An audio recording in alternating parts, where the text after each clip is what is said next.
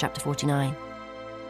Concerning the Ammonites, thus saith the Lord, Hath Israel no sons? Hath he no heir? Why then doth the king inherit Gad, and his people dwell in his cities? Therefore, behold, the days come, saith the Lord, that I will cause an alarm of war to be heard in Rabbah of the Ammonites, and it shall be a desolate heap, and her daughters shall be burned with fire. Then shall Israel be heir unto them, that were his heirs, saith the Lord. Howl, O Heshbon, for Ai is spoiled. Cry, ye daughters of Rabbah, gird you with sackcloth, lament, and run to and fro by the hedges. For their king shall go into captivity, and his priests and his princes together. Wherefore gloriest thou in the valleys, thy flowing valley, O backsliding daughter, that trusted in her treasures, saying, Who shall come unto me? Behold, I will bring a fear upon thee, saith the Lord God of hosts, from all those that be about thee, and ye shall be driven out every man right forth, and none shall gather up him that wandereth. And afterward I will bring again the captivity of the children of Ammon, saith the Lord. Concerning Edom, thus saith the Lord of hosts, Is wisdom no more in Teman? Is counsel perished from the prudent? Is their wisdom vanished? Flee ye, turn back, dwell deep, O inhabitants of Dedan, for I will bring the calamity of Esau upon him, the time that I will visit him. If grape-gatherers come to thee, would they not leave some gleaning grapes? If thieves by night, they will destroy till they have enough. But I have made Esau bare. I have uncovered his secret places, and he shall not be able to hide himself. His seed is spoiled, and his brethren and his neighbors, and he is not. Leave thy fatherless children. I will preserve them alive, and let thy widows trust in me. For thus saith the Lord, Behold, they whose judgment was not to drink of the cup have assuredly drunken. And art thou he that shall altogether go unpunished?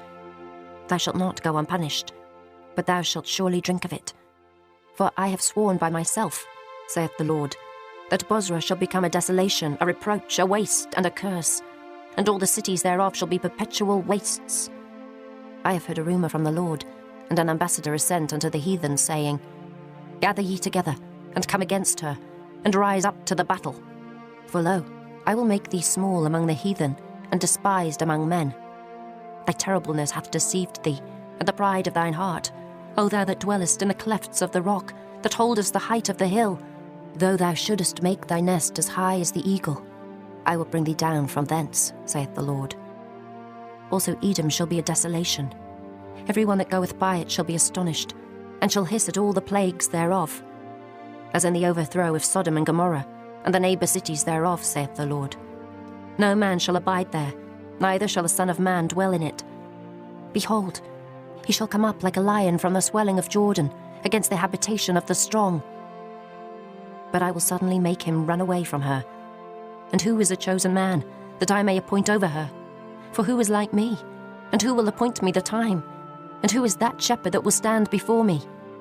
Therefore hear the counsel of the Lord, that he hath taken against Edom, and his purposes, that he hath purposed against the inhabitants of Teman. Surely the least of the flock shall draw them out. Surely he shall make their habitations desolate with them. The earth is moved at the noise of their fall, at the cry the noise thereof was heard in the Red Sea. Behold, he shall come up and fly as the eagle, and spread his wings over Bozrah. And at that day shall the heart of the mighty men of Edom be as the heart of a woman in her pangs. Concerning Damascus, Hamath is confounded, and Arpad, for they have heard evil tidings. They are faint-hearted. There is sorrow on the sea. It cannot be quiet. Damascus is waxed feeble, and turneth herself to flee, and fear hath seized on her.